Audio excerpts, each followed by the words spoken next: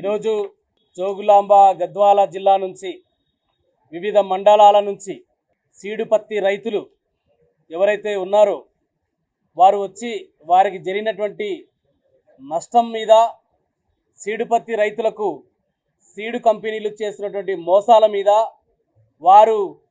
వారి యొక్క మోసాలని వివరించడం కోసం మా party BRS party working president KTR గారి దగ్గరికి, అదేవిధంగా మాజీ మంత్రివర్యులు సిద్దిపేట శాసనసభ్యులు హరీష్ రావు గారి దగ్గరికి, వారిద్దరి దగ్గరికి వచ్చి వారు ఒక వినతి పత్రాన్ని ఇవ్వడం జరిగింది. గద్వాల జిల్లాతో పాటు ఈ రాష్ట్రంలో అనేక ప్రాంతాల్లో సీడు పత్తి కంపెనీలు రైతులకు విత్తనాలు సరఫరా చేసి వారితో సీడు చేయించి ఆ విత్తనాలని వారు ఆర్గనైజర్ల ద్వారా సేకరించి ఈ రైతులతో విత్తనాలు సేకరించి ఆ కంపెనీలు మార్చి చివరి వారంలో ఏప్రిల్లో మీరు ఇచ్చినటువంటి విత్తనాలు ఫెయిల్ అయినాయని చెప్పేసి రైతుల నోట్లో మట్టి కొట్టే విధంగా ఈరోజు సీడు పత్తి కంపెనీలు అదేవిధంగా వారి యొక్క దళారులైనటువంటి ఆర్గనైజర్లు వీరిద్దరు కలిసి కుమ్మక్కై రైతులను ఈరోజు మోసం చేస్తున్నటువంటి దానిని బీఆర్ఎస్ పార్టీ తీవ్రంగా ఖండిస్తా ఉంది. ఇవాళ ఈ ప్రభుత్వం మేము ఎన్నోసార్లు కలెక్టర్లు కావచ్చు, వ్యవసాయ శాఖ అధికారులకు కావచ్చు అనేక ఫిర్యాదులు చేసినప్పటికీ ఈ రాష్ట్ర ప్రభుత్వం, కాంగ్రెస్ ప్రభుత్వం, రేవంత్ రెడ్డి ప్రభుత్వం నిమ్మకు నీరెత్తినట్టు వ్యవహారం చేస్తూ సీడ్మెన్ మాఫియా ఏదైతే ఉందో ఆ సీడ్మెన్ మాఫియా ఇచ్చినటువంటి కోట్లాది రూపాయల డబ్బులతో ఈరోజు తుమ్మల నాగేశ్వరరావు గారు వ్యవసాయ శాఖ మంత్రి అమ్ముడు పోయి రైతులకు అన్యాయం చేసినటువంటి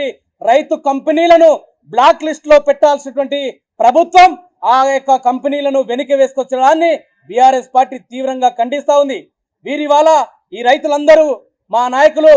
మా పార్టీ వర్కింగ్ ప్రెసిడెంట్ కేటీఆర్ గారి దగ్గరికి వచ్చి వీరి యొక్క బాధని, వీరి యొక్క గోడుని వెళ్లిపుచ్చుకున్నటువంటి సందర్భం ఇంతకుముందు నందినగర్లో కేటీఆర్ గారిని కలిస్తే కేటీఆర్ గారు కూడా రైతులకు అండగా ఉంటాం, పార్టీ అండగా ఉంటది, మీరు అధైర్య పడకండి అని చెప్పేసి వీరి ఎదురుగానే జిల్లా కలెక్టర్ గారు కూడా ఫోన్లో మాట్లాడి ఈ సమస్యని తక్షణమే పరిష్కారం చేయండి, రైతు కంపెనీలతో అదేవిధంగా రైతులతో, రైతు సంఘాలతో ఒక సమావేశాన్ని ఏర్పాటు చేసి ఈ రైతులు పండించినటువంటి పంటకు సంబంధించినటువంటి పూర్తి మొత్తాన్ని ఆ కంపెనీలతో మీరు వీరికి చెల్లించే విధంగా, రైతులకు నష్టాన్ని జరిగింది ఆ రైతులకు నష్టాన్ని భరించే విధంగా